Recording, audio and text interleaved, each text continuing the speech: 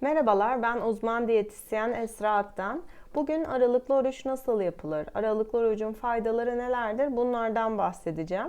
Videoya geçmeden önce kanalıma abone değilseniz abone olabilirsiniz. Varsa sorularınızı yorumlarda bırakabilirsiniz.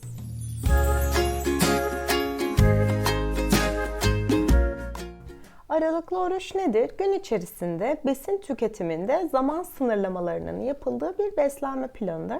Uygulaması oldukça kolaydır. Metabolizmada tokluk kadar açlık da önemlidir. Aralıklı oruçla açlık sürecindeki metabolizma faydalarından yararlanmış oluruz. Aralıklı orucun faydaları nelerdir? Yeme sınırlaması, zaman sınırlaması yaptığımızda vücutta insülin düzeyinde azalmalar olur. Bu şekilde aralıklı oruçla insülin direnci kırılabilir. Aynı zamanda diyabet hastalarında da kan şekeri regülasyonunda faydaları vardır. Aralıklı oruç yapan kişilerde gençlik hormonunun salgılandığına yönelik çalışmalar var.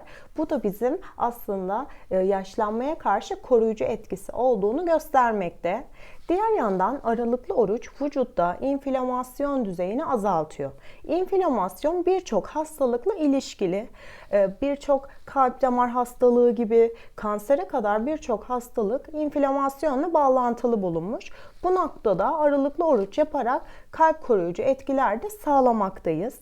Aralıklı oruç yaşlanmayı geciktiriyor. Aynı zamanda vücudun beyin fonksiyonunda da fayda sağlamakta. Çünkü bütün organlarda olduğu gibi inflamasyon azaltıcı etkisi beyin sağlığı üzerinde de olumlu etkiler göstermekte.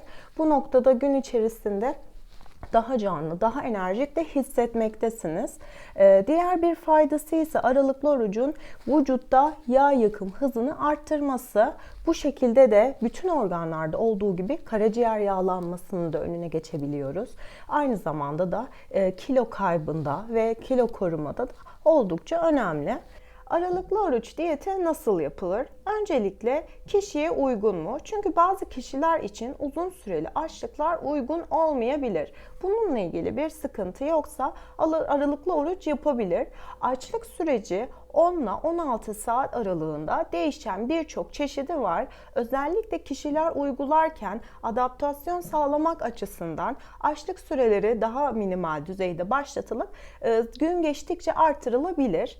Özellikle çalışmalarda 13. saatten itibaren insülin düzeyinin optimal aralığa geldiğini gösteriyor. Bu bağlamda da bizim için en yaygın kullandığımız yöntem 16'ya 8 aralıklı oruç yöntemi. Burada 16 saatlik bir açlık periyodu uyguluyoruz. 8 saat içerisinde de öğünlerimizi tüketiyoruz. Genellikle 2 ana öğün şeklinde tüketim oluyor. Tabii ki ihtiyaç duyuyorsa kişi gün içerisinde minik ara öğünler de yapabiliyor. Nasıl yapıyoruz? Kişi için ilk öğün hangi saatte uygun bunu belirliyoruz. Örneğin saat 10'da ilk öğünü yapacaksa özellikle bu öğünde yeterli protein ve lif almasına dikkat ediyoruz. Bu öğün diğer öğüne göre daha yoğun kalorili olabilir. Çünkü gece vaktine kalan öğünlerde hazımsızlık problemi yaşamamak adına daha küçük öğünler yapmak daha makul olandır.